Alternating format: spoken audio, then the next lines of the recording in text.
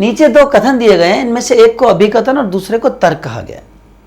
देखो अभिकथन और तर्क के क्वेश्चंस बहुत आते हैं नेट में, और अभिकथन तर्क में आपको दोनों चीजें देखनी होती है। एक तो इनकी दोनों की सत्यता देखनी होती है, दूसरी न सिर्फ सत्यता देखनी होती है बल्कि आर ए की सही व्याख्या है या नहीं है, यह भी देखना होता है। तो पहले तो आपको देखना है कि दोनों सत्य हैं या नहीं है, और अगर दोनों सत्य हैं तो आर ए की सही व्याख्या है या नहीं है। संप्रेषण सूचना के आदान प्रदान के लिए सभी मानव व्यवहार को सम्मिलित नहीं करता है।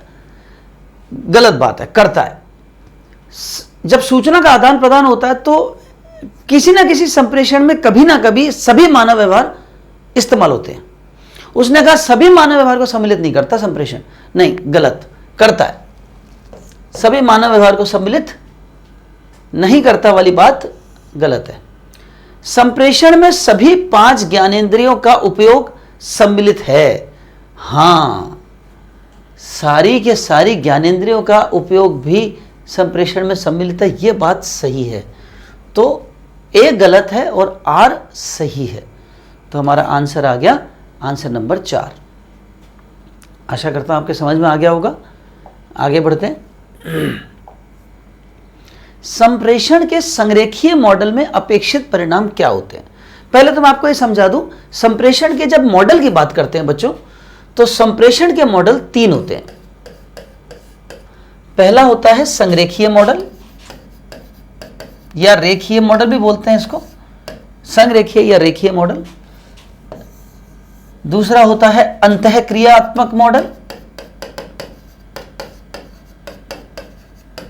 अंतःक्रियात्मक। और तीसरा होता है लेन देन मॉडल। संप्रेषण के 3 मॉडल होते हैं बच्चों। अच्छा, संरेखीय मॉडल में ये सब आप मेरे से नोट्स में पढ़ चुके हैं, या जिन्होंने लाइव क्लास ली है वो पढ़ चुके हैं, या पढ़ रहे हैं, या पढ़ने वाले हैं। पर अभी क्वेश्चन के साथ साथ मैं आपको काफ़ी सारी चीज़ें रिवाइज भी करा दूंगा। संरेखीय मॉडल या रेखीय मॉडल में शिक्षक अपनी प्रस्तुति देता है, अपने विषय को पढ़ाता है, छात्र को प्रश्न पूछने की या कोई डाउट पूछने की या सुझाव देने की या बीच में बोलने की इजाज़त नहीं होती, अंतःक्रिया नहीं होती। सिर्फ एक मार्गीय संप्रेषण होता है। अब होता क्या है कि जब एक मार्गीय संप्रेषण होगा तो शिक्षक के दिमाग में पहले से यह है कि भाई छात्र प्रश्न नहीं पूछ सकता। हम भी ये सोचते हैं ना कि जब छात्र प्रश्न नहीं पूछ सकता है तो संप्रेषण अच्छा कैसे होगा, छात्र के समझ नहीं आया तो। एक अच्छा शिक्षक, एक अनुभवी शिक्षक अगर जब पढ़ा रहा है तो उसे ये बात पहले से पता है कि कौन सी चीज़ है जिसमें छात्र को दिक्कत आ सकती।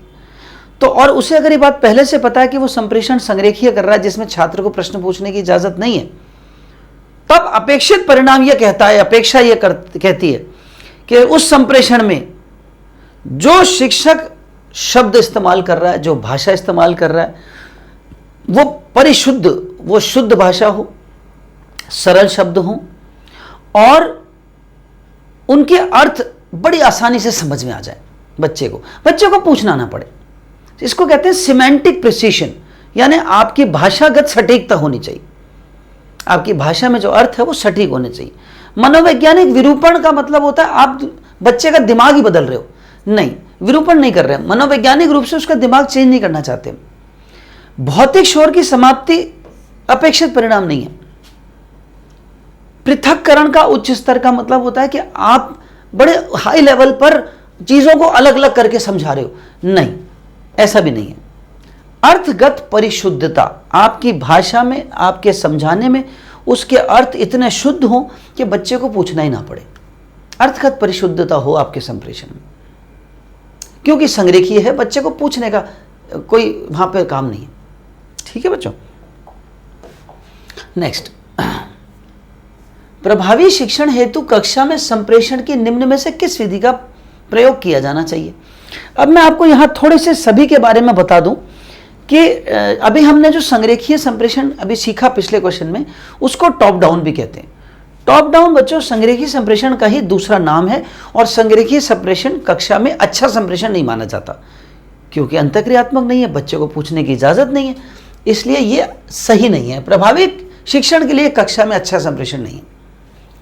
अनुसंकेतक अच्छा शिक्षण है, जिसमें आप कोई भी काम कर रहे हैं तो उसमें अनुसंकेतक यूज कर रहे हैं, यानी आप उसको संकेतों के रूप में साथ में समझा रहे हैं।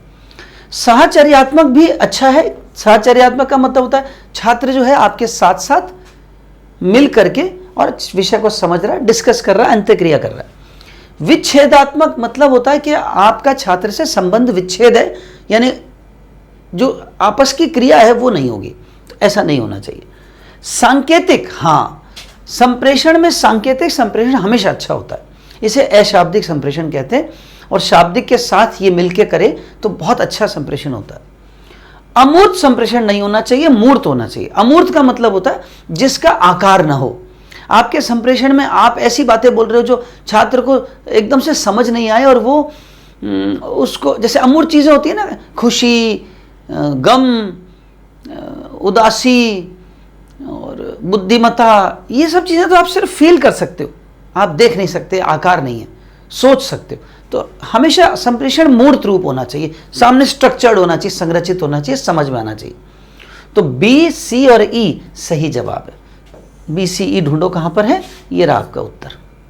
ठीक है बच्चों, आगे बढ़ते हैं। चौथा, कक्षा में शिक्षक की आवाज के स्वर मान को इस प्रकार वर्णित किया गया।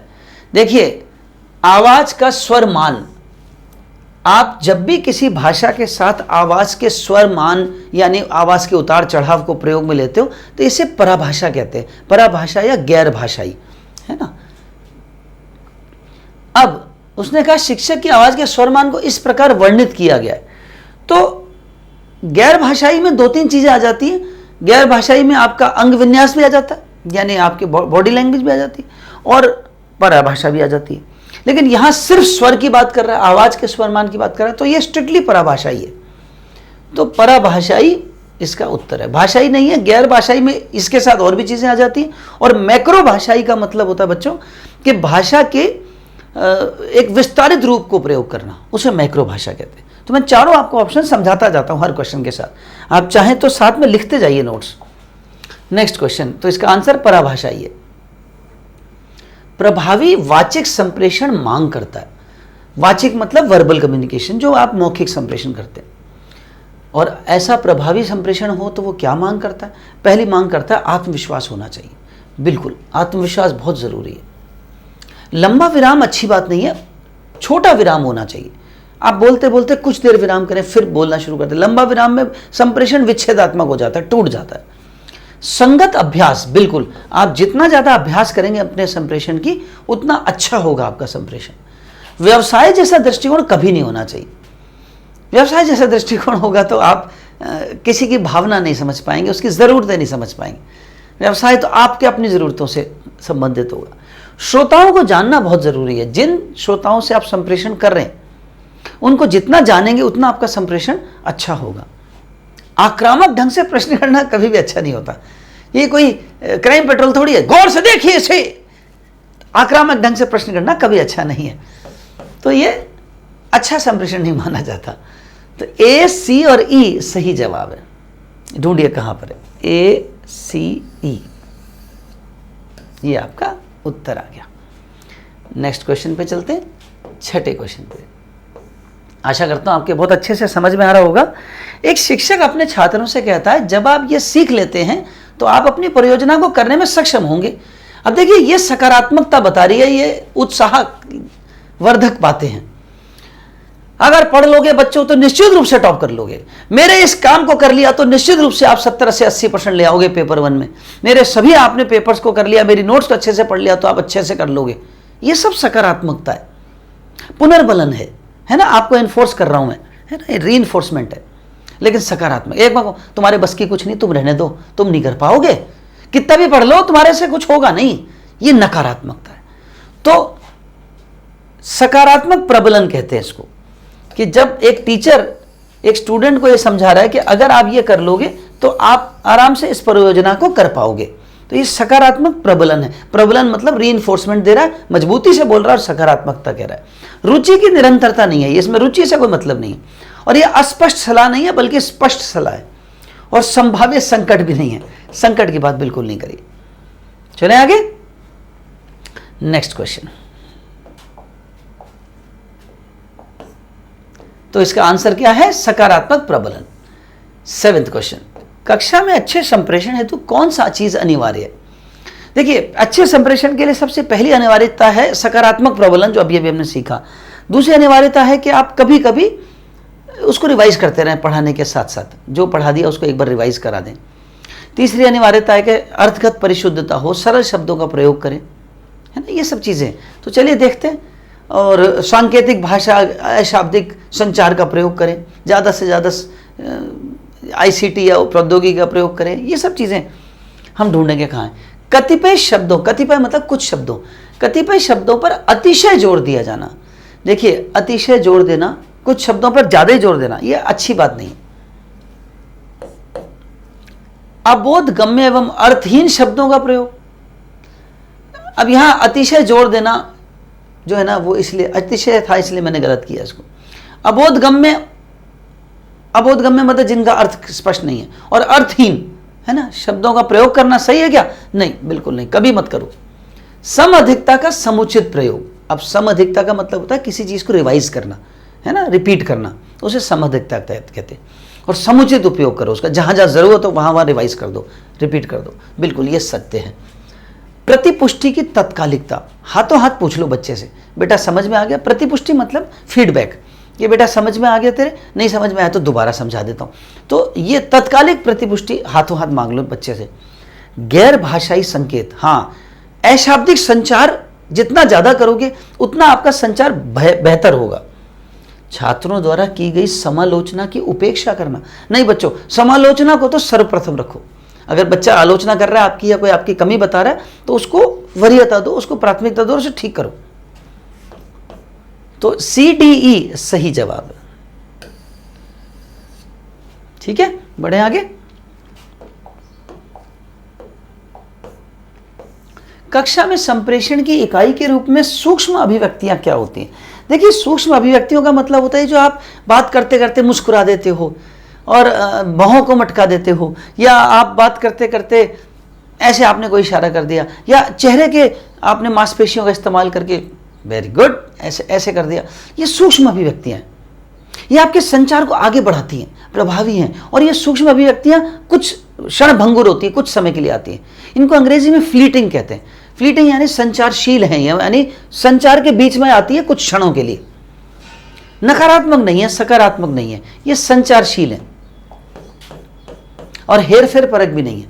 संचारशील का मतलब होता है कि ये कुछ देर के लिए आपके संचार के साथ कंटिन्यूअस रहती हैं और संचार करती हैं और आपके संचार को योगदान देती है और कुछ समय के लिए आती है, तो इसे संचारशील कहते हैं, फ्लीटिंग कहते हैं अंग्रेजी में इसको।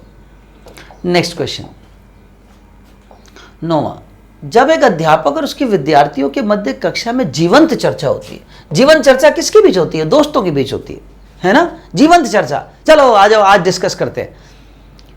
तो बच्चा किसी बिना हिचक के टीचर से बात कर सकता है।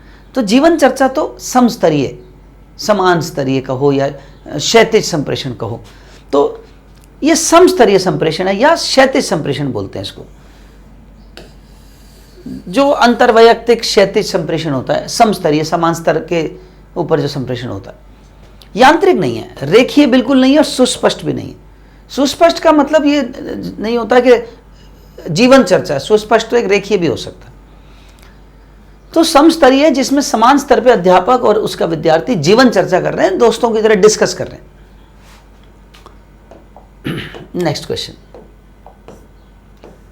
नीचे अभिकथन और तर्क दे रखा है। अभिकथन है, कक्षा में संप्रेषण हेतु उपलब्ध अनेक माध्यमों में से मौखिक और लिखित भी 2 माध्यम है। बिल्कुल सही बात है, कक्षा में संप्रेषण के बहुत सारे माध्यम होते हैं, उसमें से मौखिक और लिखित 2 माध्यम है। और एक माध्यम बताऊं, अशाब्दिक सांकेतिक, है ना।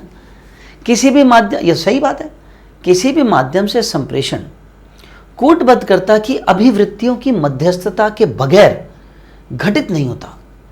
देखो, वो ये कहना चाह रहा है कि किसी भी माध्यम से आप संप्रेषण कर लो, कूटबद्धकर्ता की अभिवृत्तियां यानी उसके एक्सप्रेशंस, उसके एटीट्यूड्स, उसके सांकेतिक अशाब्दिक संचार के बिना आप संप्रेषण नहीं कर सकते।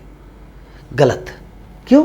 क्योंकि लिखित जब मैं आपके तरफ पीट करके बोर्ड पे लिखता जा रहा हूं, है ना, कोई नोट्स लिख रहा हूं, आप चुपचाप उतार रहे हो, उसमें मेरा कोई अभिवृत्ति या मेरे एक्सप्रेशन या मेरे कोई अशाब्दिक संकेत या मेरे चेहरे के भाव आपको कुछ दिखाई नहीं दे रहे। जब ऑफिस में हम मान लीजिए किसी कमिश्नर को हम पत्र लिख रहे हैं, लिखित संचार है, उसमें आपके पत्र के अंदर आपकी भावनाएं थोड़ी दिख रही हैं, वो तो लेखन शैली है, जो लिखित में लिखा है, जो उसको बता रहा है उसका अर्थ वही है, संप्रेषण तो हो रहा है। वो कह रहा है कि कूटबद्धकर्ता की अभिवृत्तियों के बगैर संप्रेषण हो ही नहीं सकता। गलत। तो तर्क गलत है, ए सही है, आर गलत है।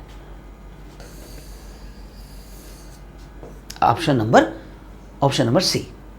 आशा करता हूं आपके समझ में आ गया होगा।